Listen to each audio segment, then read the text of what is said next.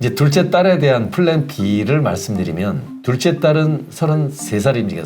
33세 청년 창업입니다. 그래서 이 경우는 첫 번째 어떤 거냐면 지역도 과밀권역 외에다가 창업을 하는 것 추천드리고요. 두 번째 청년이기 때문에 이 경우는 무려 5년 동안 무려 100%를 법인세 감면받습니다. 네. 어마무시하죠. 100%요? 100%입니다. 아, 이건 업종 상관이 없나요? 업종 상관이 있습니다. 그렇겠죠. 네, 대체적으로 도소매 네. 같은 경우는 일부 되기도 하지만 또 안 되는 업종도 있습니다. 이 경우는 법인세나 소득세를 국가가 특례를 통해서 감면시켜주겠다라고 하는 입법 취지가 있는데 18개 업종입니다. 업종에 대해서는 또 세부적으로 별도로 안내를 드리도록 하겠고요. 18개 업종이라고 하면은 네. 뭐 대부분 들어가고 좀 빠지는 게 오히려 그러니까 특정 업종이 좀 빠지겠네요. 네네. 뭐 이렇습니다. 광업은 기본적이고요. 광업, 제조업, 건설업, 그리고 통신 판매업도 들어갑니다. 통신 판매업과 일반적인 도소매업과는 차이가 있습니다. 통신 판매업, 인터넷이라든가 전화 이런 것들을 통해서 판매하는 유통업을 통신 판매업이라고 하는데 저희 보통 인터넷 쇼핑몰도 거기에 해당이 될까요? 맞습니다. 인터넷 쇼핑몰을 하는데 잘 모르고 그냥 도소매업으로 이렇게 하는 경우 있습니다. 업종 코드를 잘 선정해야 됩니다. 내가 업종 코드를 어떻게 하느냐에 따라서 그냥 도소매, 유통업 하게 되면 법인세 감면 못 받습니다. 그런데 통신 판매업으로 업종 선택 잘해서 내용을 갖춘다면 법인세 감면, 이렇게 소득세 감면 무려 5년 동안 100% 받을 수 있습니다. 네, 이런 부분이 있었고요. 그럼 5년 동안 이 둘째 딸이 창업을 할 경우 5년 동안 법인세 100% 감면 받는 건데 두 번째는 마찬가지로 벤처기업 인증을 획득합니다. 언제? 시작하자마자 획득하는 게 아니라 5년 동안 혜택 받은 거 다 받고 3년 내에 받으면 벤처 인증은 받으면 되니까 2년에서 3년 사이 되는 시점에 받으면 5년 동안은 창업 특례로 청년 창업 특례로 100% 감면 받으시고 두 번째 추가 2년 정도는 벤처 인증을 통해서 50% 추가 감면 받으신다면 거의 7년이라고 하는 최장 기간을 거의 100%를 받을 수 있는 셈이 되기 때문에 매우 중요하다고 볼 수 있습니다. 그러니까 창업을 하고 한 2년 차부터 벤처를 좀 준비해서 3년 안에 받아야 되네요. 네, 그렇다고 보면 됩니다. 3년 안에는 벤처는 받는다면 무조건 받기를 강력 추천드립니다. 네, 벤처라는 거를 이제 기술 기업이잖아요. 벤처 기업은. 네. 그래서 대표님들이 뭐 관심을 많이 갖고 계신데 네. 이렇게 창업하는 회사는 법인세 절감이라는 아주 막대한 혜택이 있어서 네.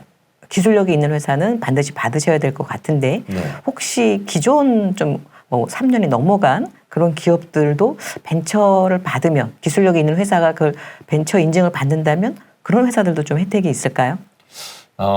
세제 혜택은 없게 됩니다. 그 점 꼭 유의하셔야 될 것 같습니다. 아, 그렇군요. 네. 그러니까 세제 혜택은 3년 이내에 네. 받으셔야 되고 그 이후에 받았을 때는 우리 다른 우리가 지원을 하거나 뭐 국가로부터 어떤 지원을 받을 때 가점이 대신에 있네요. 네네, 그렇습니다.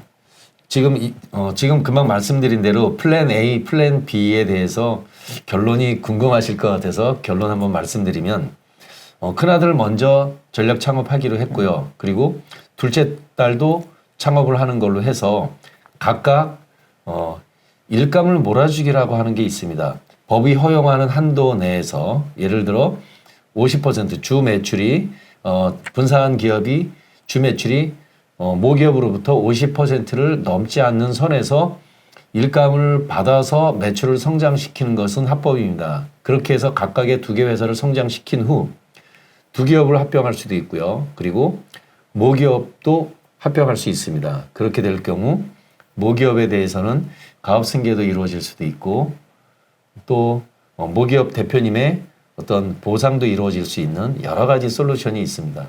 그런 내용에 대해서는 별도 영상이 필요할 거라고 생각을 합니다. 네, 근데 그 50%가 이제 아버지 회사라고 예를 든다면 네. 아버지 회사에서 내가 일감을 50% 이상 이내로 받아야 된다, 뭐 이런 의미인 건가요? 네네. 뭐 일감 몰아주기라는 것은 실은 네. 중소기업에 대해서는 제한이 좀 약합니다. 다만 대기업이나 중견기업은 굉장히 엄격하죠. 공정거래법 또 그쵸. 증여세 이런 걸로 법령으로 만들어졌기 때문에 거기는 제한 규정입니다. 그런데 중소기업은 제한 규정이라기보다 50%내 매출이 10억인데 그중에 5억을 넘는 거를 모기업으로부터 특수관계인 모기업으로부터 일감을 받는다면 그것은 불법이 아니고 증여세의 의제로 설정될 수 있기 때문에 내 매출의 50% 이내에 대해서 모기업으로부터 일감을 받는 것은 다 합법적으로 절세가 가능할 수 있습니다. 네, 그러니까 이제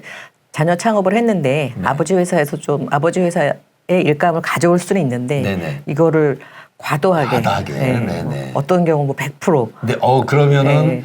딴 데 일은 안 문제될 하고 수 있습니다. 네, 아버지 회사 일만 받아온다 이런 네네. 거는 적격한 창업으로 보지 않는다는 네, 거죠. 그럴 우려가 있기 때문에 피해야 될 거라고 이렇게 보여집니다. 그건 일리가 있네요. 창업이라고 보긴 좀 어렵고 네. 그냥 아버지 회사 일을 한다 이 정도로밖에 볼 수 없을 것 같습니다. 네, 그래서 맞습니다. 그런 부분 꼭 유념해서 하셔야 되는데 제가 지금 소장님 말씀을 듣다 보니까 이게 한두 가지 챙겨야 되는 게 아닌 것 같아요. 네, 챙길 게 많죠. 네, 단순히 하나 둘 정보 갖고서 창업 혜택을 받기는 좀 어려울 것 같고요. 네. 아주 면밀하게 검토를 하고 거기에 맞는 창업을 했을 때 국가로부터 얻을 수 있는 많은 혜택을 받을 수 있지 않을까 하는 생각이 듭니다. 네네. 자, 이렇게 해서 지금 자녀들이 창업을 했고 아까 지금 네. 큰 자제분 거 먼저 이제 말씀해 주신 것 네네. 같고 그다음에 따님은 또 창업을 했나요? 네네. 그렇습니다. 어떤 정리한다면 네. 정리하게 된다면 큰 아들도 창업을 했고 먼저 창업을 했고 두 번째 작은 딸도 나중에 창업을 해서 회사를 성장시키고 있습니다. 향후 장차의 플랜은 두 기업을 합병할 수도 있는 선택지도 있고요. 두 기업이 견실하게 성장했기 때문에 모기업과 합병하는 이러한 선택지도 있습니다. 오늘 내용을 정리를 해드린다면 지역을 선정하는 것이 너무 중요하고요. 소재지 선정입니다. 본점의 소재지를 어디로 두느냐. 16개 지역을 내가 할 수 없이 16개 지역으로 서울, 인천을 포함해서 들어간다면 그건 할 수 없는 일이지만 그러나 지혜롭게 창업을 하기를 희망을 하신다면 16개 지역을 벗어난 지역에 본점 소재지를 두는 것, 지역 첫 번째 중요하고요. 두 번째, 창업자의 나이가 절대적으로 중요합니다. 그래서 청년이냐 아니냐라는 것들을 선택을 해서 청년인 경우 최대 100% 법인세 소득세 감면받는 길도 있으니까 나이를 고려해서 분사 창업, 자녀 창업 혹은 당사자가 창업하기를 추천드리고요. 그리고 업종 정말로 중요합니다. 조특법상의 법에 아예 찍혀져 있습니다. 부동산 취득세 관련한 지방세 특례법에 아예 찍혀 있습니다.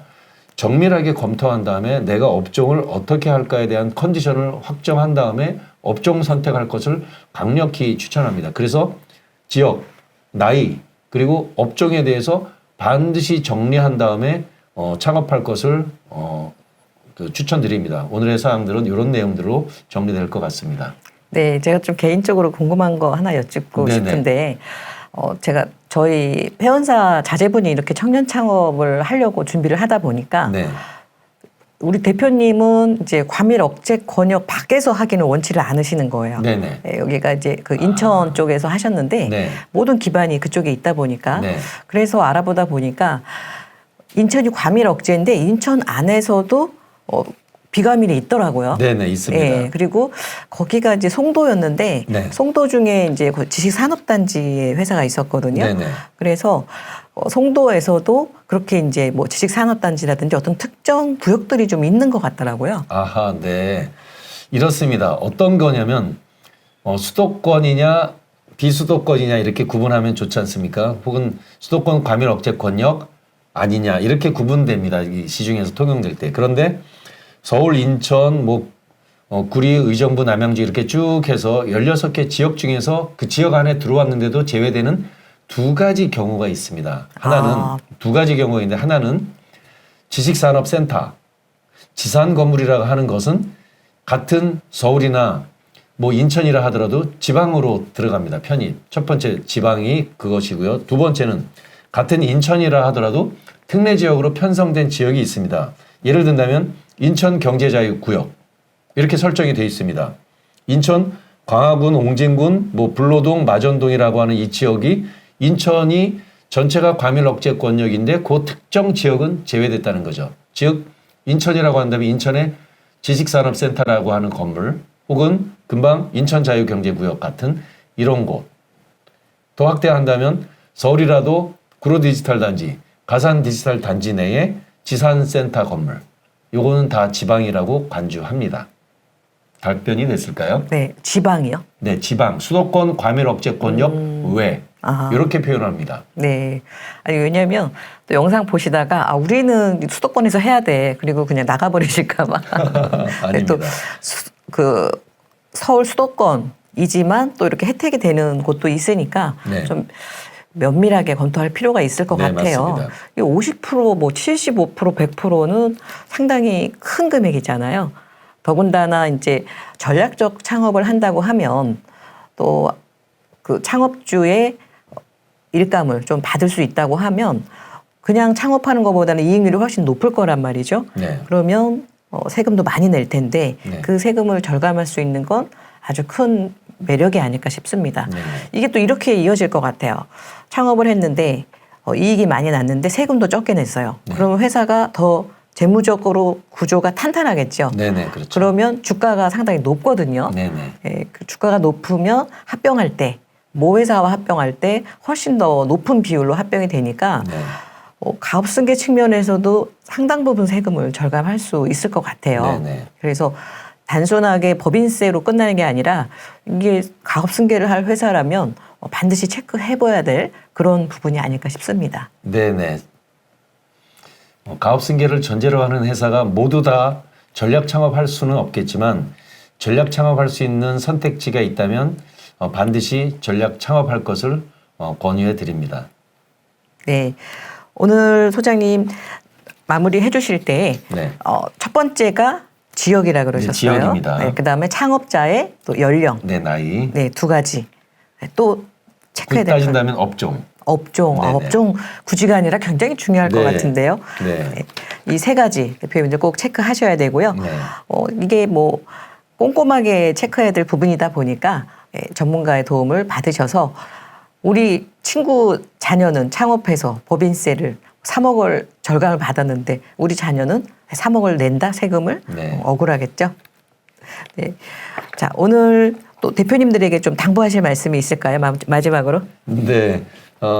고민하지 마시고 이것은 전략을 짜는 일입니다. 대표님께서 삼성이나 현대 초대 기업들은 전략지원실, 뭐 미래전략실이라고 하는 것을 두고 있지 않습니까? 그런데 중소기업은 그러지 못한 것이 현실이기 때문에 저희 유튜브 채널에 대표님의 어떤 전략지원실이다라고 생각하시고 편안하게 상담 요청하시면 성실하게 답변해 드리도록 하겠습니다. 상담 요청하면은 그 창업에 대한 조언을 주시는 거죠? 네네, 그렇습니다. 네. 혹시 이제 우리가 조언을 듣는다고 해서 창업을 할 수는 없잖아요. 네. 조언과 더불어서 실제 설립이라든지 뭐 네. 이런 부분까지 다. 네. 스타트업부터 기업의 구조 설계, 스타트업, 그리고 성장하는 인큐베이팅, 추후에 아주 성장해서 보상과 IPO까지 전 주기를 상담 자문할 수 있으니까요. 신청해 주시면 됩니다. 네, 편안하게. 네, 편안하게. 네. 이런 것 같아요. 저는 컨설팅을 많이 받거든요. 근데 그 이유는 간단합니다. 시간을 절감한다는 거죠. 네. 전문가들이 쌓아놓은 노하우를 내가 일정 비용을 주고 했을 때 직접 했을 때보다 많은 시간의 절감 그리고 컨설팅 비용은 나갔지만 그걸로 인해서 내가 실제 받는 혜택이 그거의 몇 배가 될 수 있다면 네. 아주 현명한 선택이 되지 않을까 싶습니다. 네. 자, 오늘 이렇게 소중한 정보 알려주셨는데 우리 대표님들을 위해서 또 다음 시간에 좀 주실 그런 꿀팁은 어떤 게 있을까요? 네, 다음 시간에는 많은 경우 대표님 사업장을 구입을 하시지 않습니까? 뭐 토지, 또 건물, 또 기계 장비 이런 것들을 하실 때 부동산 취득세나 재산세가 발생하는데 그것을 절세하는 몇 가지 방법에 대해서 노하우를 알려드리려고 합니다. 네, 우리 전 국민이 관심 있는 부동산을 취득할 때 또 취득세를 절감할 수 있는 방법을 네. 다음 시간에 이제 알려주신다고 합니다. 네네. 고맙습니다. 네, 감사합니다. 세금 걱정 없이 자산을 늘리는 대표님이 있는 한편 평생 모은 자산이 세금 때문에 절반으로 줄어드는 대표님도 있습니다. 무엇이 이런 차이를 만들까요? 세금 지식의 차이 때문이 아닙니다. 회사가 실적이 없기 때문도 아닙니다. 물론 인맥이 없어서도 아닙니다. 그것은 특별한 정보와 실행력의 차이 때문입니다. 사실 큰 자산을 소유한 분이나 존경받는 가업 승계를 잃은 회장님들, 세금 걱정 없이 노후를 즐기는 자산가들도 모두 특별한 절세 솔루션을 활용했습니다. 17명의 전략세무사와 10,000개 이상의 솔루션 경험을 통해서 성공적인 절세 솔루션의 공통점을 찾았습니다. 대표님도 행복한 자산가가 될 수 있습니다. CEO를 위한 절세 솔루션 상담은 지금만 무료로 신청이 가능합니다.